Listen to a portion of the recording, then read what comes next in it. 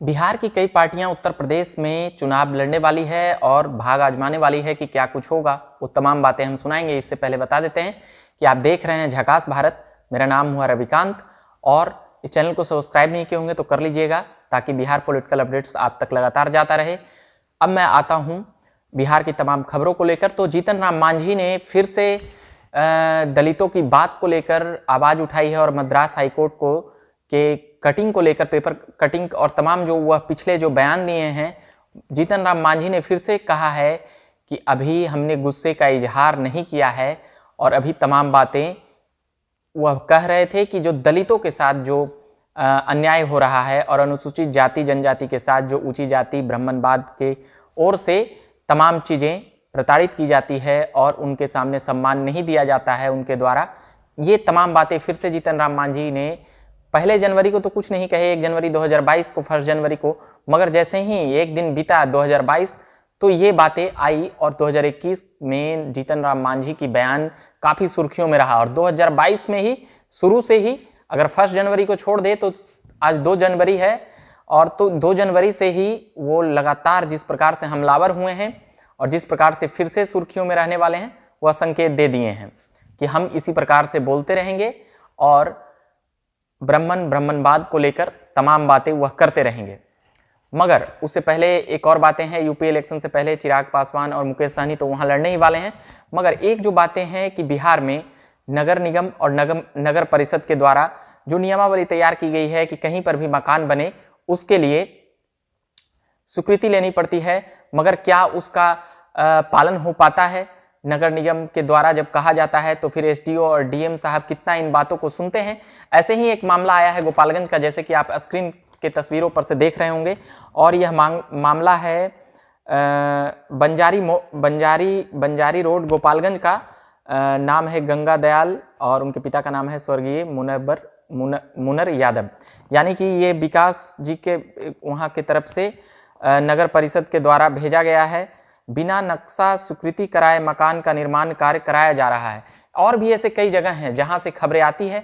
ये मामला है गोपालगंज का और वहां के एसडीओ साहब से संपर्क करने का प्रयास किया तो उनके तरफ से भी पूरी मामला क्लियर नहीं हुआ है। मगर ये मामला ये उठ रहा है कि बिना परमिशन लिए आप मकान का नक्शा को बिना स्वीकृत किए हुए कैसे वहां पर क्या कुछ हो सकता है। तो ये शहरों को कैसे सुंदर और भव्य बनाया जाए, इसको लेकर कितना सजग और तैयार है जो नगर निगम है और नगर परिषद है जो बनाई गई है। लगातार नगर परिषदों की संख्याएं बढ़ रही है, मगर क्या नियम का पालन हो रहा है, यह एक चिंतनीय विषय है। और अगर नगर निगम और नगर परिषद अगर इन मामलों को अगर संज्ञान में देती है तो एसडीओ साहब और डीएम साहब को इस पर कड़ाई से पालन करना चाहिए, पर क्या वह हो रहा है, यह भी एक बहुत बड़ा सवाल है। और अगर नहीं हो रहा है नियम का पालन तो फिर नियम क्यों बना, वह नियम ही हटा देना चाहिए। जैसे कि 2007 के नियमावली के हिसाब से ये तमाम प्रक्रियाएं लागू हुई थी और मुख्यमंत्री नीतीश कुमार लगातार ऐसे मामलों पर ये बातें करते रहते हैं। अब मैं आता हूं जीतन राम मांझी के बयानों को लेकर। हम बता चुके हैं कि उनका जिस प्रकार से जो बातें थी वह कह चुके हैं कि अभी गुस्से का मैंने इजहार नहीं किया है, अभी इशारों में बात कही है, इसलिए ये बातें समझी जाए। यानी कि अभी वह पूरे आवेग में रहेंगे 2022 में भी। अब मैं उत्तर प्रदेश चुनाव को लेकर मैं बातें करने वाला हूं। उत्तर प्रदेश चुनाव में चिराग पासवान की पार्टी अकेले चुनाव लड़ेगी और सभी सीटों पर लड़ेगी, यह पिछले सप्ताह में क्लियर हो चुका है। अब मुकेश सहनी को भी सिंबल वहां के लिए मिल चुका है नाब का, वैसे भी उनका वीआईपी में यहाँ नाभ ही है, तो वीआईपी पार्टी मुकेश सहनी की पार्टी भी वहां 76 सीटों पर लड़ेगी। और चिराग पासवान बिहार की ही तरह वहां पर भी अपना ज्यादा से ज्यादा सीटों पर लड़ने पर जोर दे रहे हैं। पूरी तरह से कहा गया है कि 403 सीटों यानी पूरी सीटों पर वह चुनाव लड़ेंगे।